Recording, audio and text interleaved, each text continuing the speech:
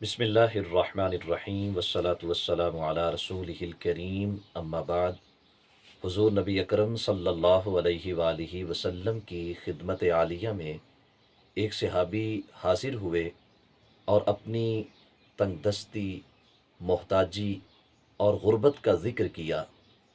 عرض کی کہ محبوب، مالی طور پہ اس قدر کمزور ہو چکا ہوں کہ قرض لینے کے بغیر کوئی چارہ نہیں ہے، یا تو قرض لے کر اپنا اور اپنے اہل خانہ کا گزارا کروں گا، یا پھر مجھے کسی سے صدقہ لے دیجیے۔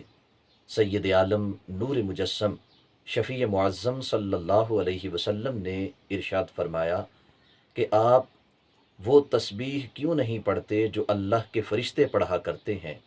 آپ اس تسبیح کو پڑھیں، رب ذوالجلال اپنے مبارک نام کی برکت سے آپ کی رزق کی تنگی کو وسعت میں تبدیل فرما دے گا، غربت امارت میں بدل جائے گی، تنگ دستی خوشحالی کے اندر تبدیل ہو جائے گی۔ عرض کی محبوب، وہ تسبیح کیا ہے؟ تو میرے آقا صلی اللہ علیہ وسلم نے فرمایا وہ تسبیح یہ ہے: سبحان اللہ وبحمدہ، سبحان اللہ العظیم وبحمدہ، استغفر اللہ۔ یہ حدیث مبارکہ جس کا پہلا حصہ صحیح بخاری کی آخری حدیث مبارکہ بھی ہے کہ آقا کونین صلی اللہ علیہ وسلم نے ارشاد فرمایا، دو کلمے ایسے ہیں کہ جو زبان کے اوپر ادائیگی کے اعتبار سے انتہائی نرم ہیں، اللہ کے ہاں بہت پسندیدہ ہیں اور میزان میں وزن کے اعتبار سے بہت بھاری ہیں: سبحان اللہ وبحمدہ، سبحان اللہ العظیم۔ البتہ فرشتوں کی جو تسبیح ہے اس میں آخر میں دو الفاظ کا اضافہ ہے: سبحان اللہ وبحمدہ، سبحان اللہ العظیم وبحمدہ، استغفر اللہ۔ صحابہ کرام رضوان اللہ علیہم اجمعین بیان کرتے ہیں، کچھ دنوں کے بعد ہمارا وہ دوست دوبارہ بارگاہ مصطفیٰ میں حاضر ہوا اور اپنے ساتھ کچھ سامان لے کر آیا، اور آ کر خدمت مصطفیٰ میں اسے پیش کر دیا اور عرض کی کہ محبوب، یہ میری طرف سے قبول فرمائیں اور اسے اللہ کی راہ میں صدقہ و خیرات کر دیں۔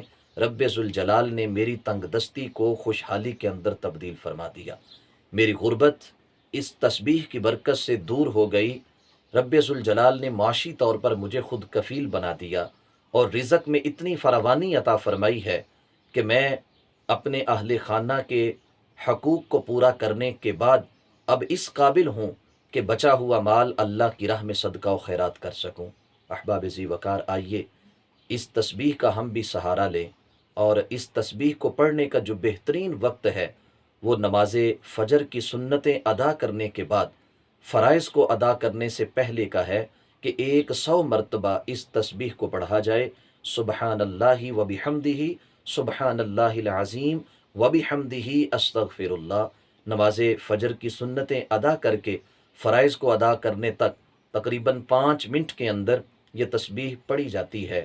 اگر ہم جماعت کی پابندی کریں اور باجماعت نماز کو ادا کریں تو وقت سے ہم مسجد میں حاضر ہو کر مسجد میں بیٹھ کر جب اس تسبیح کو پڑھیں گے تو خالق کائنات جل جلالہ رزق میں وسعت کے ساتھ ساتھ دیگر برکتیں بھی عطا فرمائے گا۔